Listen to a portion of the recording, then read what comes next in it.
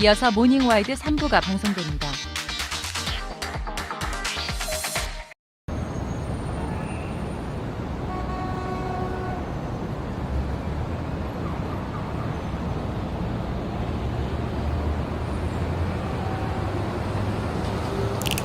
카카스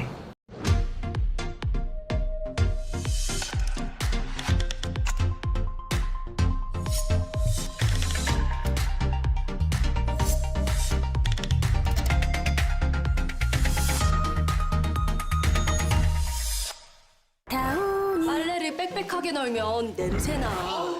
다운이 실내 건조 플러스 1cm 간격으로 널어도 상쾌. 다운이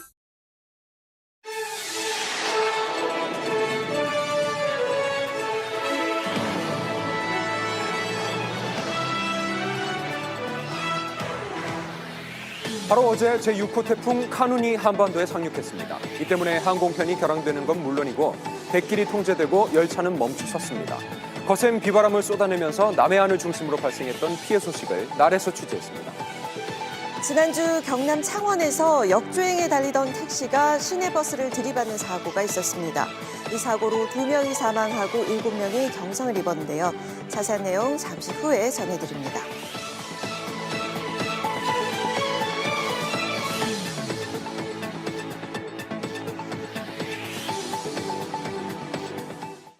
아이 낳으면 어른 된다고 누가 그래요? 저도 아빠가 처음인데요.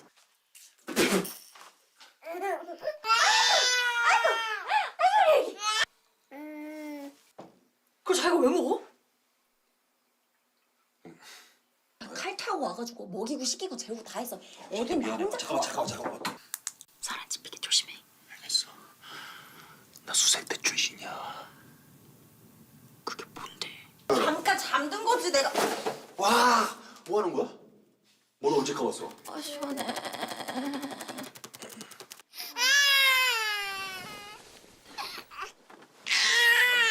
근데 뭐 둘보다는 셋이 나은 것 같기도 하고. 하나 더 낳고 싶기도 하고. 오늘 밤에 일찍 재워. 왜? 나 오늘 점심에 장어 먹었어. KCC 건설 스위첸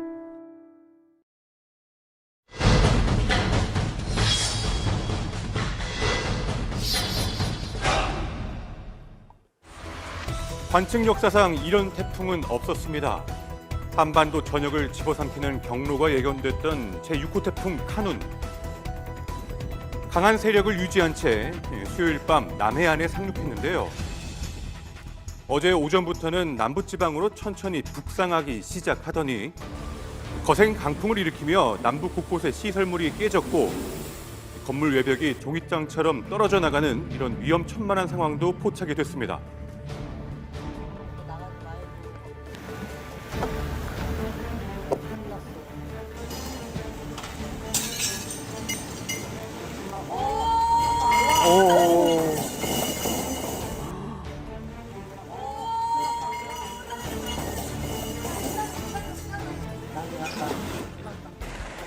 거칠게 불어오는 바람의 세기는 생각보다 심각한 수준이었는데요.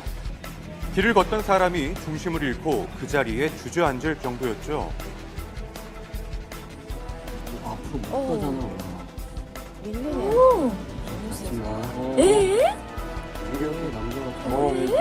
아니 빨리 들어가야지 어디.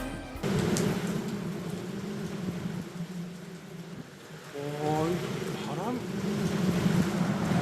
이걸 뭔 소리?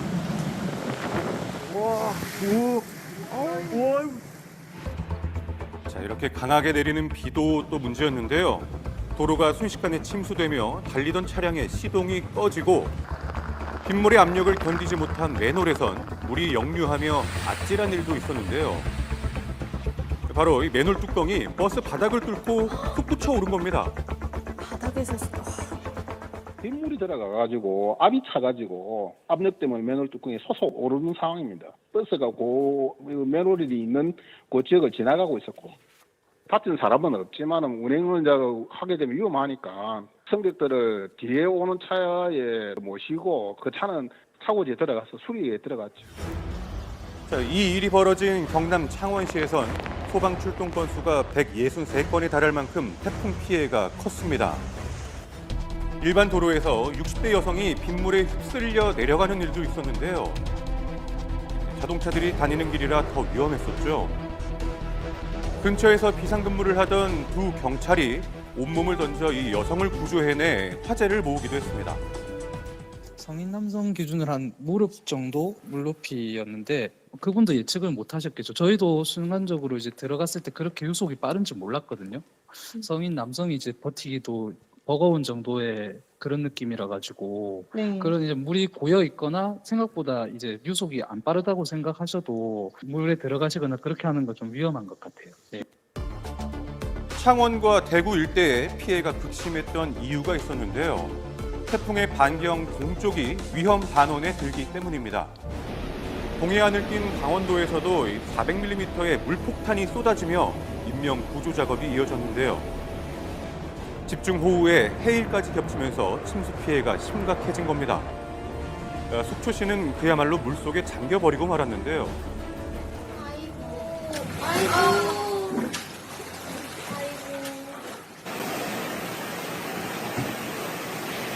한 번 더 조금 넘치는데. 사람 무릎 높이까지 물이 차올라 골목은 전부 수로가 돼버렸고 또 아파트 단지마저 침수가 됐습니다. 지상 주차장으로 넘친 빗물에 주민들은 대피에 나섰는데 이런 피해는 그동안 없었던 일이라고요. 진짜 처음이라고 그러시더라고요. 엘리베이터도 멈추고 전기실에 물이 들어와가지고 이제 전기도 단전시켜야 될 것 같다. 그래서 단수까지 되는 걸 보고 전국적인 피해를 남긴 태풍 카눈. 하루빨리 수해 복구가 돼서 모두가 일상으로 돌아갈 수 있기를 바랍니다.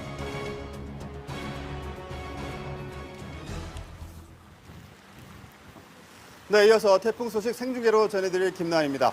앞서 보신 영상에서처럼 태풍 카눈의 진입로에 있었던 남부 지역에서는 큰 피해가 속출하고 있는 상황인데요. 저는 수도권의 소식을 전해드리기 위해서 지금 이곳 서울 안양천에 나와 있습니다. 지금 제 뒤를 보면 아시겠지만 이거 안양천은 시민들의 진입을 통제하기 위해서 통제선이 쳐져 있는 상황입니다. 태풍의 피해를 미연에 방지하기 위해서 이곳 안양천을 비롯해서 서울 27개 하천은 모두 시민들의 접근이 통제되고 있는 상황인데요. 자, 오전 7시 기준입니다. 전국의 태풍특보는 모두 해제가 됐습니다. 하지만 태풍의 영향으로 지금처럼 수도권에는 비가 내리는 곳이 상당히 많을 것으로 보이고 있고요. 중부 지역 서해안을 중심으로 해안가에서는 강한 바람과 함께 노을성 파도가 일 것으로 예상이 되니까 주의를 좀 기울이셔야 될 것 같습니다. 자, 어제입니다. 수도권으로 북상했던 태풍의 주요 소식 전해드리겠습니다. 자, 오전부터 강한 바람이 불면서 서울 종로구의 한 건물은 지붕 일부가 무너져 내렸고요. 도심 곳곳 가로수들이 쓰러진 모습들을 볼 수 있었는데요. 강수량이 늘어난 하천이 범람하고 빗길 교통사고 역시 잇따랐지만 밤사이 태풍 카눈이 북한으로 이동을 하면서 현재 우리나라 태풍의 직접적인 영향권에서는 벗어나게 됐습니다. 한반도를 관통하고 또 남북으로 종단한 첫 태풍이었던 카눈, 그만큼 많은 피해가 우려가 됐었습니다만 내륙으로 올라오면서 그 위력이 상당히 줄었죠. 때문에 서울과 수도권을 비롯한 일부 지역에서는 예상보다는 피해가 적었다는 얘기가 나오고 있습니다. 하지만 남부 지역에서는 얘기가 좀 다릅니다. 직격탄을 맞으면서 시설물과 농작물 피해가 크면서 지금까지도 계속해서 복구 작업이 한창인 상황이라고 합니다. 자, 태풍특보는 해제가 됐습니다만 장마에서 다시 태풍이 오면서 지반이 약해진 곳이 상당히 많이 있습니다. 산사태와 같은 2차 피해가 일어날 수 있기 때문에 다시 한번 주의를 기울이셔야 될 것 같습니다. 추가 피해가 없기를 바라면서 지금까지 안양천에서 생중계로 전해드린 김나은이었습니다.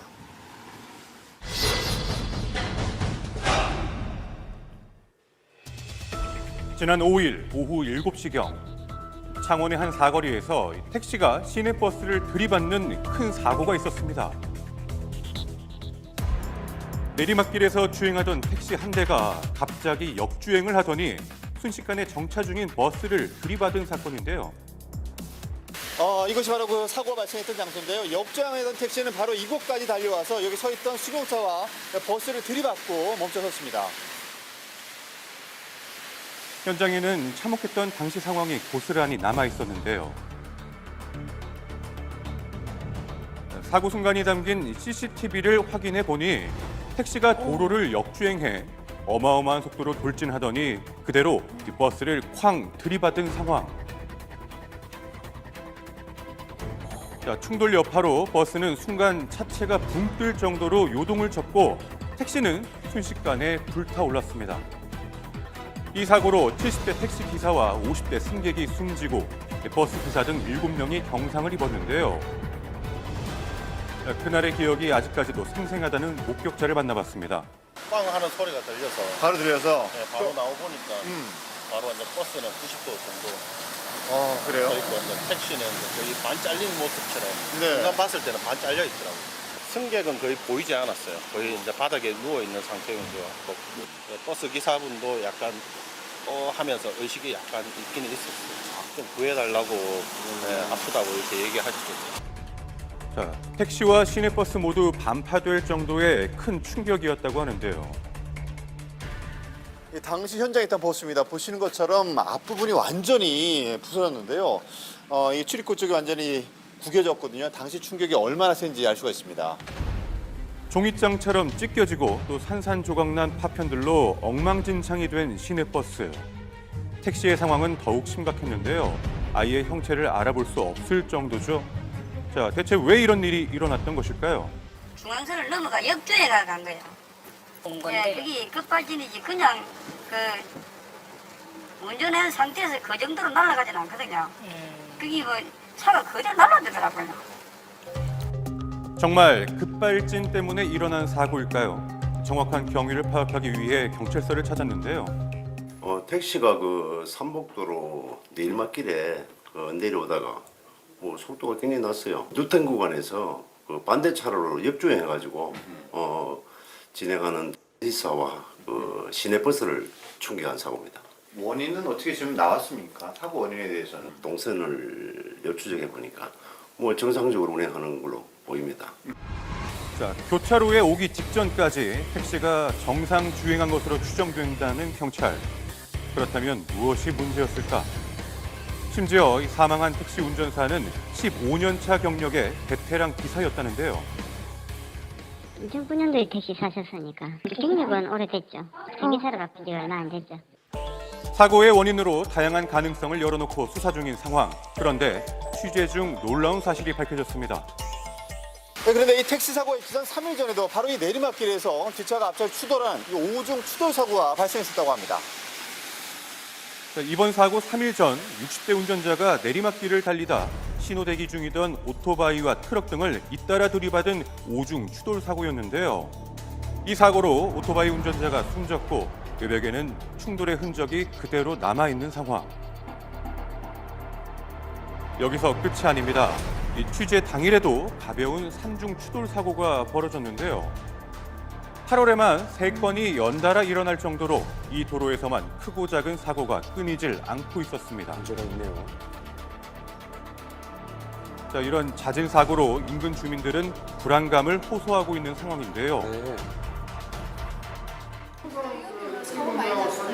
네, 내리막 구간에서 사고가 제일 많이 나요. 사고가 자주 일어난다는 이 구간이 이번 사고에는 어떤 영향을 끼쳤던 걸까요? 그럼 제가 직접 이 사고 났던 내리막길을 운전해 보도록 하겠습니다.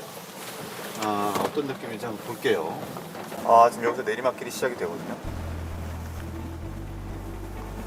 내리막에서 커브가 있네. 코너가 상당히 깊습니다.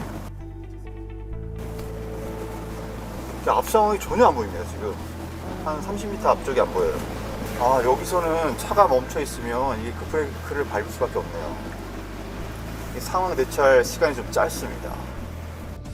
자, 좀 더 자세히 살펴보니 10도 정도 기울어진 경사면에서 이 깊은 커브로 달릴 경우 시야가 1분 차단되면서 앞뒤 상황을 제대로 파악할 수 없게 됐습니다.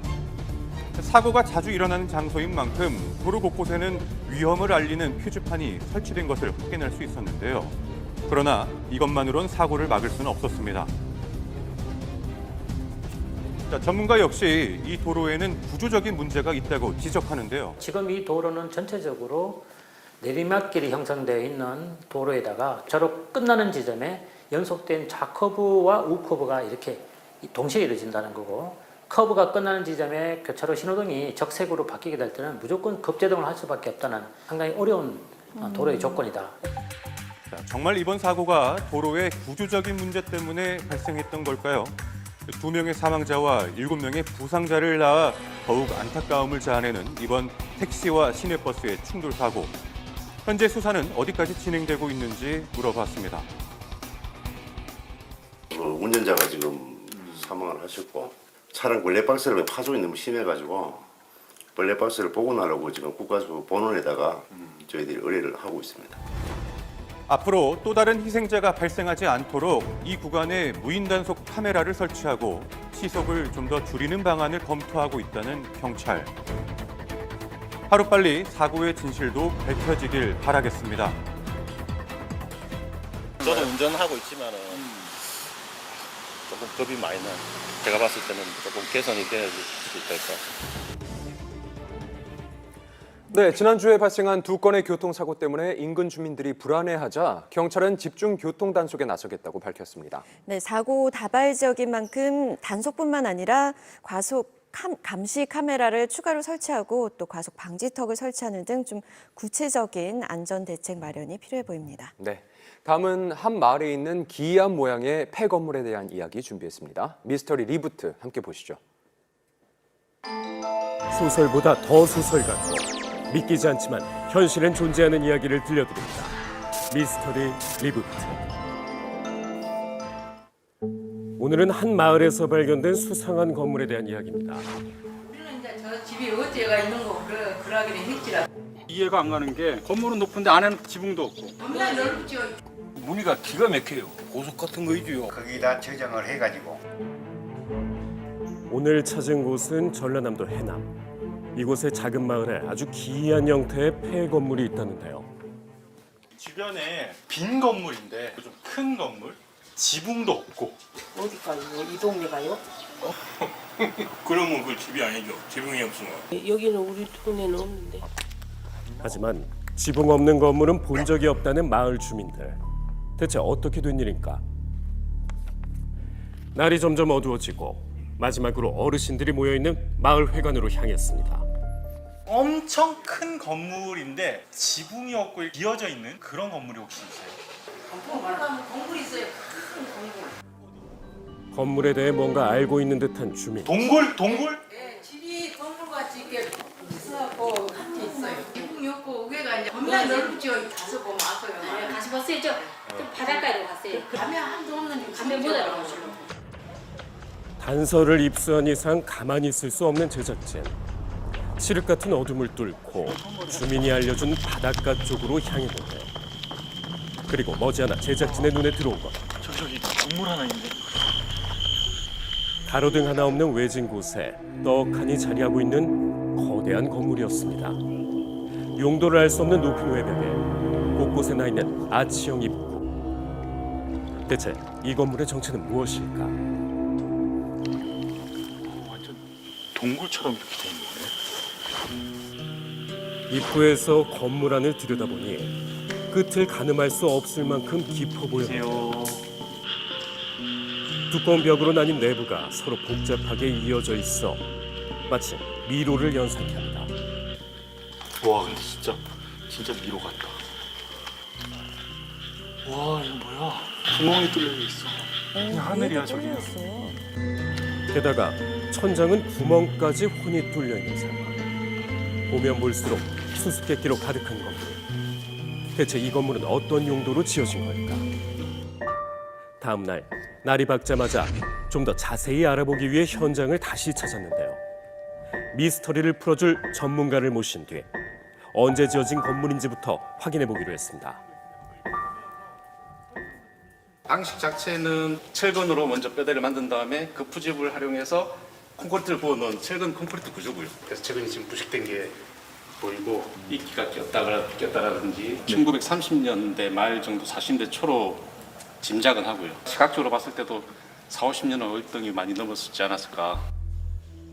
사용된 자재와 건축법 등으로 보아 1940년 전후에 지어졌을 거로 추측된다는 전문가. 그런데 이런 구조는 어디 가서 잘 볼 수가 없다. 일단 외부에서 봤을 때는 완벽하게 직사각형을 이루고 있는 구조고요. 전면에 봤을 때 횡렬로 사열이 이렇게 아치형이 나란히 이렇게 있는, 그리고 중간에 3개의 구멍이 있다. 과연 이게 어떤 구조인가? 건축 전문가조차 흔히 보지 못한 독특한 구조라는 겁니다. 이게 2층 구조입니다. 2층 구조인데 1층 옥상이라고 볼 수 있고 2층은 지붕이 없는 구조가 되는 거죠. 높은 외벽에 가려진 2층 구조의 건물. 2층엔 비바람을 막아줄 지붕조차 없고 1층엔 직사각형의 구멍이 뚫려 있는데요. 윗부분은 직사각형인데 윗부분은 깔때기 형태로 되어 있다. 특수한 기능을 가지고 있기 때문에 이러한 천장에 있는 형태도 이런 형태가 나올 것 같고요. 기능이요? 천장 구멍이 깔때기 모양인 걸로 보아 어떤 특수한 목적으로 사용된 건물로 추측된답니다. 그렇다면 대체 어떤 용도로 사용된 건물인 걸까? 이런 아치형 구조는 대부분 다리라든지 어떤 굴뚝, 동굴을 팠을 때 아치형 구조가 상당히 많이 나오게 되어 있습니다. 그래서 카타콤 같은 경우는 카타콤이라고요? 뭐죠? 공통점이 있다면 이런 아치형의 구조이다. 초기 기독교 시대의 지하 무덤으로 알려진 카타콤. 아치형 구조와 미로 같은 통로들이 의문의 건물 내부와 상당히 비슷해 보이는데요. 그러네요. 정말 카타콤으로 쓰였던 건물인 걸까? 건물 구석구석을 자세히 살펴보던 바로 그때. 뭐야? 여기 무슨 글자가 있는데요? 건물 외벽에 희미하게 남은 글자를 발견할 수 있었는데요. 만고역적 을주기. 이게 무슨 뜻이지? 글자는 희미해졌지만 누군가를 향한 강한 의지를 내포합니다. 이 글자는 대체 누가 쓴 걸까? 저는 유교사인데 북한 사람들이 여기 왔어요. 막 총 이렇게 쏘고 그런. 뭐 기관총 맞은 흔적 그런 거 다 있어. 글자 주변으로 보이는 수많은 총탄 흔적들이 당시의 상황을 말해주고 있는데요. 1950년 6월 25일 무장한 북한군이 군사 분계선을 넘어오며 시작된 동족 상잔의 비극. 해남을 포함한 대부분의 지역이 북한군의 지배하에 있었는데 그렇다면 한국 전쟁과 관련된 건물은 아닐까? 1951년 6월 말 이제 7월부터 이제 정전협정에 대한 논의가 있거든요. 근데 정전협정이 수월하게 끝날 거라고 생각들을 했는데 그 포로 문제 때문에 2년이 걸려요. 유엔군에서 관할하고 있던 전쟁 포로가 한 17만 명 정도 됐었어요. 유엔군에 붙잡혀 있던 전쟁 포로만 약 17만 명. 정전협정이 체결되기까지 2년이란 긴 시간 동안 포로들을 수용하기 위한 공간이 필요했을 것으로 추측되는데 그렇다면 혹시 해남 지역의 포로를 수용하기 위해 만들어진 건물은 아닐까? 전라도 지역에는 공식적으로 있는 것은 강주 중앙포로수용소하고 그리고 상무대 포로수용소하고 이거하고는 다르죠. 전혀 다르죠. 왜 그러냐면 한국전쟁기의 포로수용소는 텐트 같은 그런 걸로 포로수용소가 다 만들어졌기 때문에 이거하고는 전혀 해남 지역엔 포로 수용소가 없었을 뿐더러 당시엔 주로 텐트나 천막을 수용소로 활용했던 건데요. 미스터리는 풀리지 않고 점점 더 미궁 속으로 빠지던 그때 마을 주민에게 듣게 된 뜻밖의 이야기. 의문의 건물과 똑 닮은 건물이 마을에 또 있다는 겁니다. 콘크리트 외벽과 아치형 입구가 한눈에 봐도 흡사해 보이는데 저기 있는 것보다 조금 작아 보이는데 형태가 비슷하네요. 똑같이 생겼다니까. 이 속에도 똑같이 생긴 구멍 뻥뻥 뚫어져가지고. 바닷가에 위치한 의문의 건물과 약 1km 정도 떨어진 산중턱 숲풀 사이에 쌍둥이처럼 꼭 닮은 건물 하나가 숨겨져 있었는데요. 게다가 건물 내부의 구조까지 비슷해 보입니다. 그 10분의 1로 수선이 났잖아요. 아 여기도 천장이 뚫려 있네. 이거 다 깔때식으로 돼 있잖아요. 뭘까요? 이 작은 건물의 천장도 바닷가 폐건물과 마찬가지로 깔때기 형태의 구멍들이 여러 개 뚫려 있는 듯한데 2층의 구조를 좀 더 자세히 살펴보기 위해 위쪽으로 올라간 제작진. 방식이 되게 비슷하다. 아치형 입구와 지붕이 없는 2층 구조, 게다가 1층 천장에 나 있는 수많은 구멍들까지 바닷가 폐건물과 똑같은 걸 확인할 수 있었습니다. 대체 이 건물의 정체는 뭘까? 이거 여기서 이렇게 도로 파가 낸 거예요.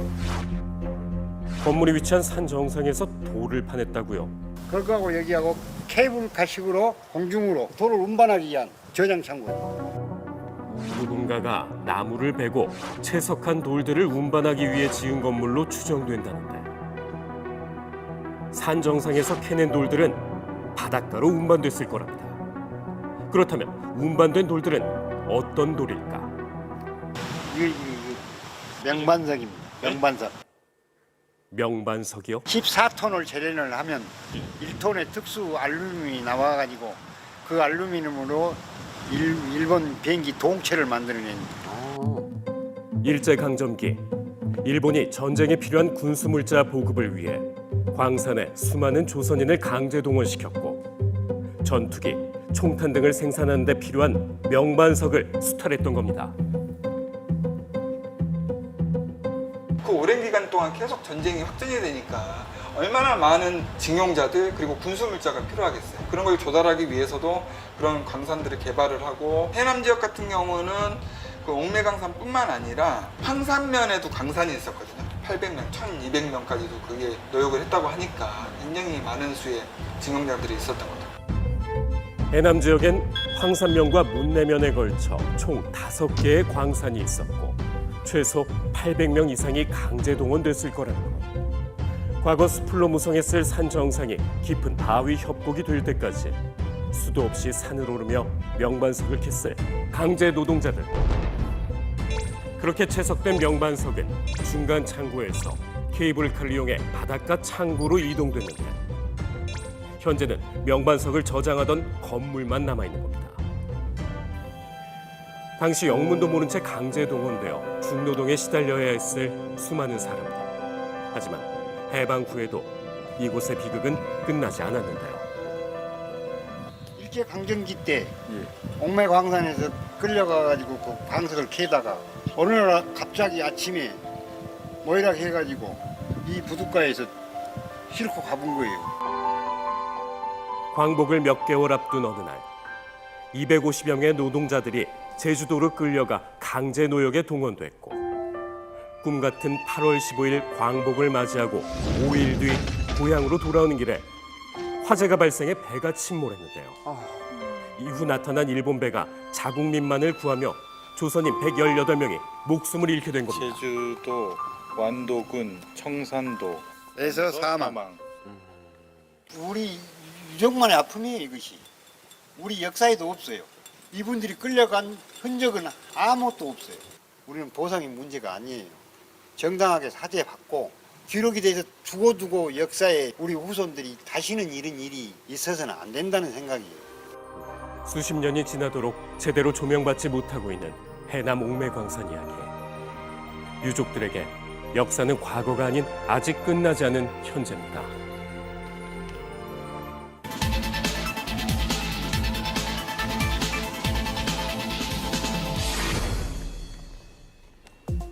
휴가철을 맞이해 이용객이 급증했다는 고속도로 휴게소. 그런데 양심을 버리고 가는 사람들이 한둘이 아니라고요. 휴가 처리는 엄청나죠. 그리고 어때? 치워도 치워도 끝이 없는 쓰레기. 쓰레기와의 전쟁을 치르고 있다는 고속도로 휴게소를 1m 밀착 르뽀에서 취재했습니다. 여름철이 되면 하루 평균 3만 명의 방문객들로 문전성시를 이룬다는 이곳, 바로 휴게소죠. 다양한 먹거리가 있는 만큼 각종 주전부리들을 먹으면서 휴식을 취하는 사람들이 많습니다.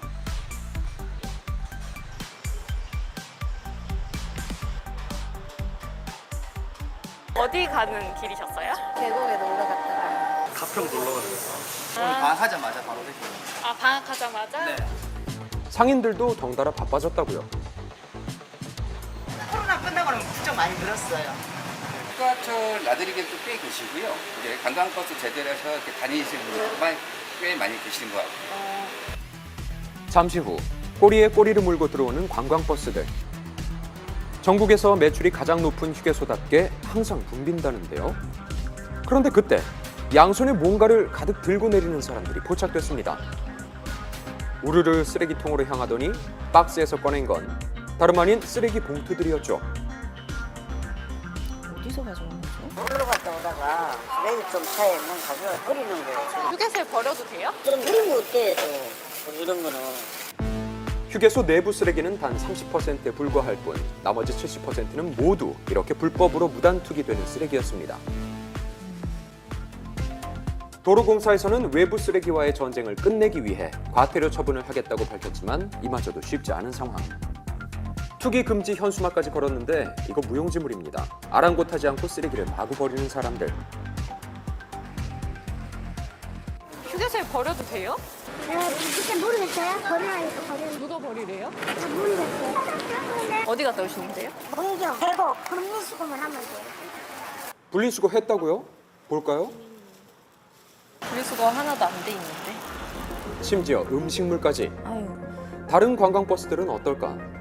아예 커다란 봉지에 쓰레기를 한데 모아 내리는 장면을 포착할 수 있었습니다. 언뜻 봐도 쓰레기 양이 상당해 보이죠? 어디 갔다 오셨어요, 지금? 저희 부산이요. 휴가니까, 휴가철이라서 얼굴 같은 날은 좀 어쩔 수 없으니까. 또 제가 보기에도 안 좋긴 하죠. 그래도 사람들도 버리잖아요. 이용객들이 이렇게 휴게소를 한 번 지나가자 초토화되고만 쓰레기통. 더 이상 넣을 것도 없습니다. 여기서 끝이 아닌데요. 가정에서 가져왔던 음식물 쓰레기까지 휴게소에 버려지고 있는 상황.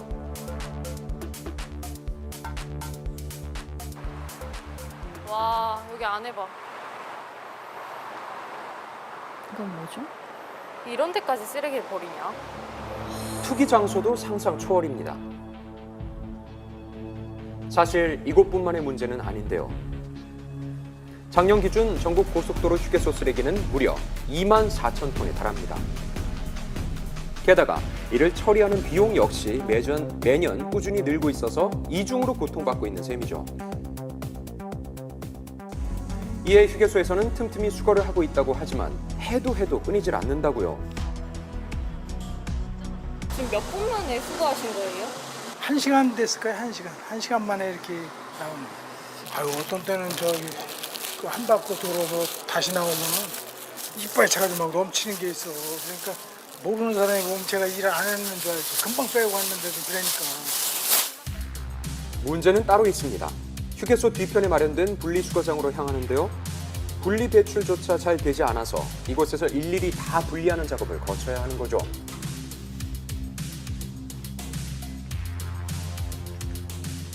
섞여 있잖아요. 이거 다 종이 막 이렇게. 그러니까 이거 분리해줘야 된다니까 저걸 같이. 이렇게 미화원이 하루 종일 달라붙어서 작업해도 힘들 정도인데요. 분리하러 오려면 아저씨들 뭐하냐고. 아저씨들 이거 하러 오지 않았냐고 그래. 그런 사람들이 태반이요. 게다가 나오면 안 되는 쓰레기들까지 나온다고요. 까만 봉투는 안 열어. 고양이라든가 강아지라든가 그냥 죽은 거 그냥 봉지에 싸가지고 집어넣고 한단 말이에요. 일반 쓰레기다. 그런 거 일부러 안 보이게 까만 거로다들 버리고 가니까. 별거 다 나와요. 그러니까 만물상에 여기 안 나오는 게 없으니까. 냉장고 이렇게 조그만 거. 전자제품 뭐 밥통도 버리고 가고 뭐 돈까지 버리는 1,000원짜리. 외부에서 유입된 쓰레기의 종류는 그야말로 천차만별이었습니다. 이건 뭐 끝이야 있어. 걸르고 나오면 또 가지고 그러는데. 휴가철이 두렵다고 말하는 미화원들. 사실 이곳에 놓고 가는 또 다른 비양심이 있다는데요. 그건 바로 키우던 반려동물이죠. 여름철에 유기되는 동물이 가장 많다는 사실 혹시 알고 계셨나요? 이 녀석 역시 누군가 휴게소에 버리고 갔던 유기견이었습니다. 저 여기로 전화가 왔어요. 휴게소 사무실로 강아지를 버리고 가니까 그걸 좀 처치해달라고. 버린 사람이 전화를 한 거예요? 네. 자기 강아지 버리고 간다고요? 버리고 간다고요. 버리고 가면 그것도 걔네들도 생명인데 그거 불쌍하잖아요. 안쓰럽고. 그래서 그렇게 키우게 됐던 거예요. 어떻게 이런 애를 버리고? 하다 생명까지 버리는 사람들. 휴가철이 끼어있는 7, 8월에 유기동물이 가장 많이 발견됩니다. 사실 이는 휴게소뿐만의 문제는 아닌데요. 고속도로에서 졸음운전을 막기 위해서 생긴 졸음 쉼터. 이곳 역시 휴가철이 되면 쓰레기 무단 투기로 몸살을 앓고 있습니다. 게다가 졸음쉼터는 상주하는 미화원이 없기 때문에 휴게소보다 더욱 열악할 수밖에 없는 상황이죠. 차 벙퍼 꺼지네요. 어우 냄새. 내용물을 자세히 살펴보니까 배달 음식 먹고 배달 봉투에 싸서 바로 버린 것 같아.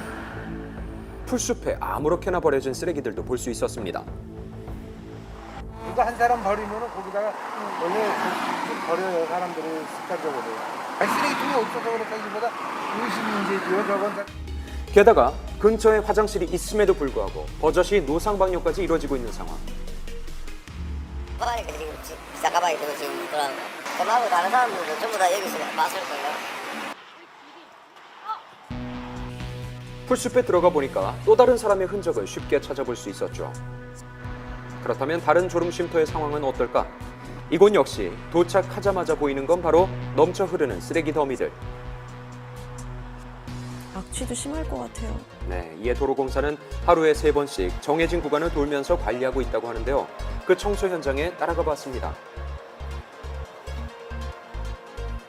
직접 가서 보니까 이미 각종 쓰레기들이 바닥에 나뒹굴고 있었죠. 그거 처리는 엄청나죠.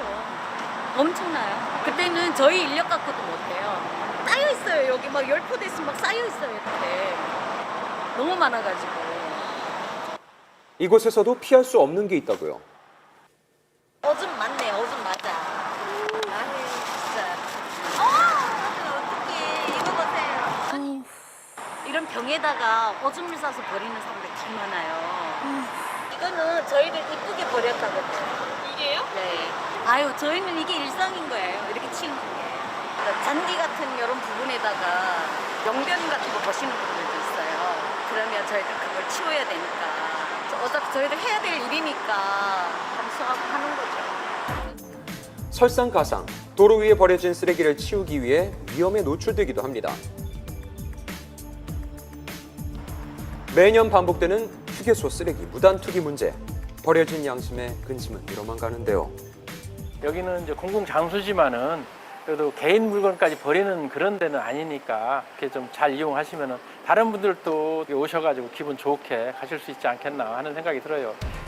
나 하나쯤이야 라는 마음보다는 나 하나라도 라는 마음이 꼭 필요하겠습니다.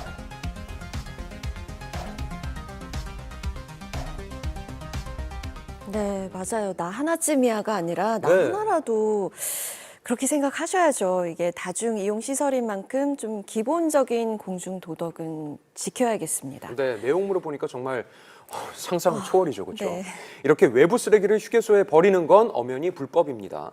쓰레기 무단 투기는 특히 100만 원 이하의 과태료 부과 대상이라는 점도 꼭 기억하셔야겠습니다. 네. 자, 다음 순서입니다. 지구의 심장 태평양 함께 하시죠.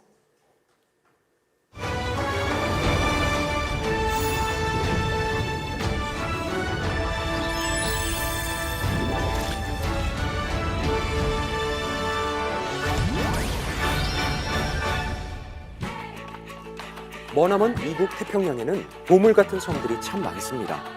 그중에서도 마셜 제도는 한국에서 3번을 경유해야 당도할 수 있는 섬마을 같은 곳인데요. 마셜 제도는 태평양 바다 한가운데 천여 개의 섬으로 이루어진 진정한 섬의 나라죠. 수도인 마주로에는 그 많은 섬 그 어디에서도 볼 수 없는 게 있는데요. 그건 바로 다리. 1000개가 넘는 섬들이 모여있는 나라지만 해발 고도가 낮기 때문에 마주로에 있는 이 다리 하나가 유일하다고요. 그런데 이 다리가 좀 독특합니다. 태평양 섬에서는 생소한 일본어가 쓰여있죠. 우호를 목적으로 지어졌다고 말하는 일본어는 마셜 제도의 아픈 역사를 담고 있습니다. 태평양 한가운데서 세계대전 격전지가 됐던 마셜 제도는 교정국인 일본과 미국의 지배를 받았습니다. 강대국의 지배는 전쟁이 끝난 뒤에도 오랜 기간 동안 이어졌고 이는 곧 그들에게 또 다른 비극을 가져왔죠. 세계가 종전의 환희로 가득 차 있을 때 마셜 제도는 고통의 눈물을 흘리고 있었는데요. 종전 후 약 70년이 지나도 아물지 않는 상처. 그날의 일을 듣기 위해 에지썸을 찾았습니다. 당시 부모가 받는 고통을 그저 지켜봐야만 했던 자엘 씨와 토일 씨 부부.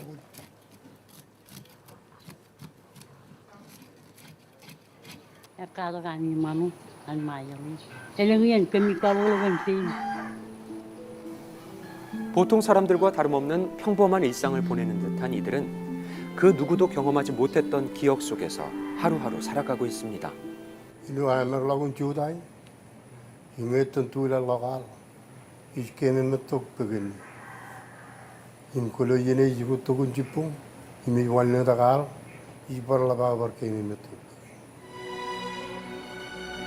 이 부부의 고향은 비키니 섬, 야자수가 많은 섬이라는 뜻인데요. 풍요로운 자연이 펼쳐진 곳이었죠.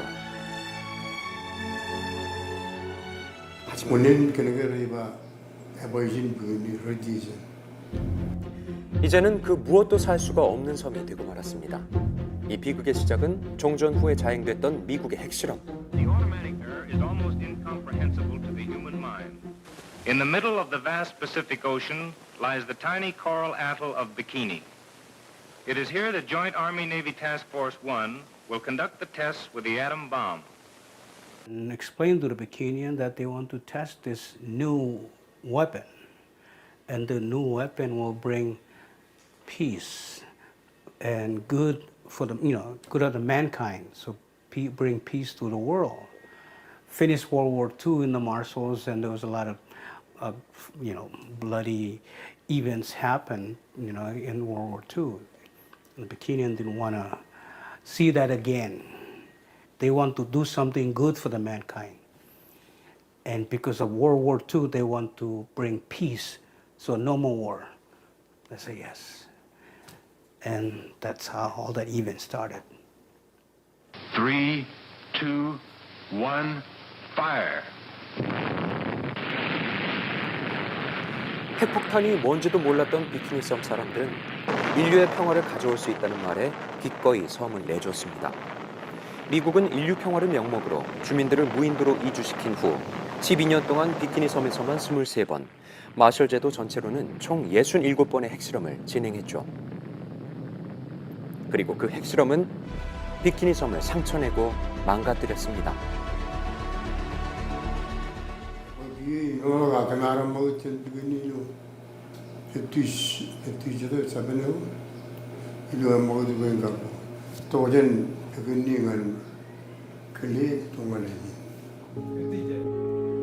사람이 살만한 곳이라 여겨지지 않던 곳, 식수와 음식이 부족한 섬들을 떠다니면서 험난한 생활을 해야만 했는데요. 그렇게 20년 정도 흐른 어느 날, 미군이 비키니 섬으로 다시 돌아가도 된다고 말합니다.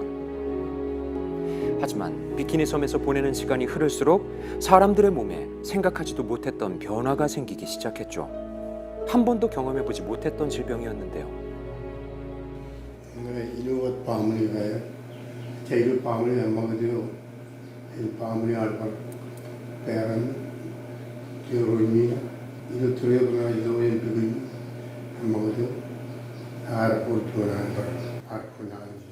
그 질병은 결국 섬 사람들의 생명까지 위협했죠.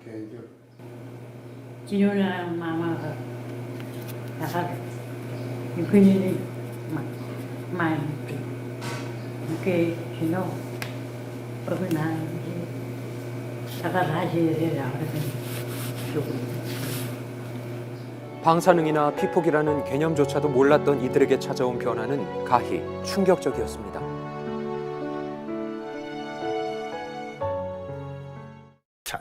피곤한 아침에도 무더운 오후에도 저는 커피 대신 링티를 마십니다.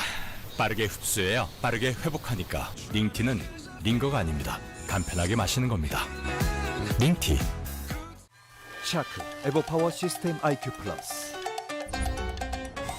먼지 양에 따라 흡입력과 스피드를 조절해주고 걷지만 해도 먼지를 알아서 비워주니까 청소를 파워풀하고 간편하게. 샤크. 저 몰라요? 우리 여행 갈 때도 결혼식 갈 때도 이 머리도 내가 해줬잖아요.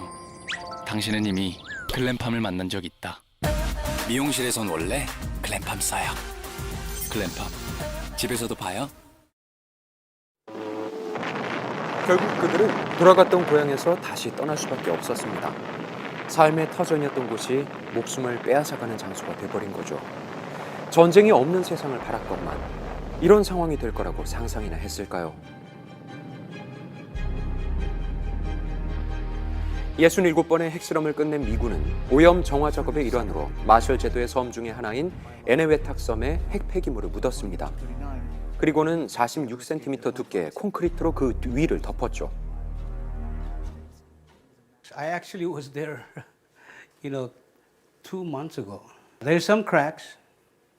I think the important thing is the top is all cement, but the bottom, because it was a grader, it's like digging a hole and put garbage inside. So it's open to the bottom. 현재 깊이 9m, 폭 110m라는 거대한 돔이 위태롭다고 하는데요. 그 안에 묻힌 방대한 양의 핵 폐기물이 토양과 바다를 오염시킬 수도 있는 상황. 그 어디도 안전하지 않다는 걸 안 사람들은 결국 수도 옆에 작은 무인도까지 밀려오게 됐습니다. 그리고 이곳이 생애 마지막 터전이 됐죠. 여보이 안 봐봐 이거. 여보이.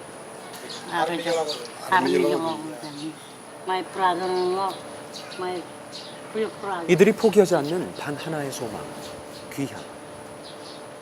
Menaan siap katalim kalib bilu pegeni yakarangan karteriego yalingan anit rolangan pegeni im cebalangan pegeni imne tu tagi im pegerangan pegeni berkalibunirna.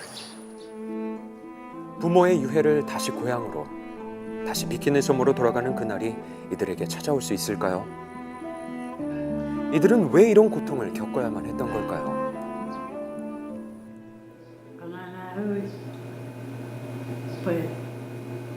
아르미로라 거꾸로 기분이 아메라가 이란가 거꾸로 기분이 에르바카로 엔 거롤 그 미로 아와인 메카나 거기 미접간 한 때로 아이는 그 일이죠.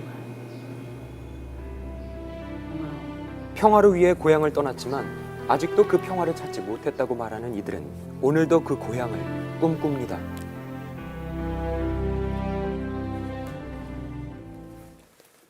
많이 접하고 살잖아요. 뭐 어디를 가더라도. 그 앞에 있으면 막 먼저 마음이 떨려요. 두렵고 이거 어떡하지? 잘못하면 어떡하지? 이제는 어딜 가나 쉽게 만날 수 있는 키오스크 매장. 그러나 디지털 격차에 대한 우려의 시선도 존재하는데요. 낯선 키오스크 문화 직접 배워본다면 어떨까요? 이번 강의는 키오스크에 대해서 개념부터 시작해서 실습까지 하는 과정으로 수업을 진행하도록 할게요. 모두 같은 고민을 안고 모였는데요. 패스트푸드가 좀 더 어렵지 않을까? 패스트푸드가 좀 더 종류가 종류가 많아서 정면 돌파에 나섰습니다. 떨려. 떨리시죠? 네. 걱정 마세요. 함께 하겠습니다. 버거 세트 주문하기. 평소라면 엄두도 못 냈을 키오스크 주문이 이렇게 재미있는 거였던가요? 두 명이다. 하나 더 플러스. 두명 한번 해볼까요? 드디어 마지막 관문, 결제까지 통과합니다. 키오스크와 친해지기 대성공인데요. 어디 가든지 당당하게 이 새로운 기계를 접하게 돼서 너무 감사하게 생각하고 있죠. 실생활에 유용한 수업인 만큼 수강생들의 호응도 높습니다. 밖에 나가면 키오스크로 다 뭐든지 하게 되어 있잖아요. 그래서 우리 어르신들도 그 키오스크에 더 편리하게, 편안하게 접근할 수 있도록 하기 위해서 변화하는 시대에 발맞추고 또 활기찬 노후가 될 수 있도록 도움을 드리고자 저희가 키오스크 수업을 하고 있고요. 실습 교육 후 바로 실전에 나선 어르신들. 익숙하게 터치 몇 번으로 주문에 성공합니다. 그런데 이곳에서는 식사를 주문하면 기부까지 할 수 있다는데요. 그 비밀은 기부 메뉴에 있었습니다. 저희 사랑열매가 일상 속에서 나눔을 친근하게 접할 수 있는 방법을 많이 고민하고 있는데요. 요즘 키오스크가 사회적으로 많이 쓰이고 있는 주문 방법 중에 하나입니다. 기부도 하시고 또 맛있는 식사도 하실 수 있는 방법을 고민하다가 키오스크 기부를 시작하게 됐습니다. 기부 메뉴를 주문하면 1,000원은 자동 기부되는 방식인데요. 키오스크 주문을 하시려다가 일단 기부 메뉴라는 것이 있다는 거에 많이 놀라십니다. 그러니까 신기하면서도 1,000원만 더 내면 이제 맛있는 식사도 하시고 또 이웃도 도울 수 있다고 생각하니까 관심을 많이 가져주시는 거라고 생각됩니다. 이곳의 인기 메뉴로 자리 잡은 기부 세트 메뉴. 소액이지만 기부에 동참했다는 사실에 맛도 기쁨도 2배, 나눔의 행복을 알아갑니다. 아, 맞죠. 식사도 하고 기부도 해서 기분이 최고입니다. 막걸리 값 한 잔 값으로도 기부할 수 있다는 게 알아가지고 너무. 여러분도 일상 속 기부 실천 어떠세요? 특별한 동창이에요. 다 왔다! 초등학교 4학년 때 돌아가신 선생님 묘소예요.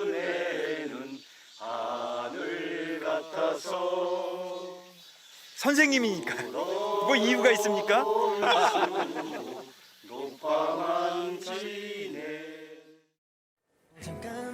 현재 중부지방과 전북 곳곳에 산발적으로 비가 오고 있지만 소강 상태를 보이는 곳이 많고요. 또 빗줄기도 가늘어졌습니다.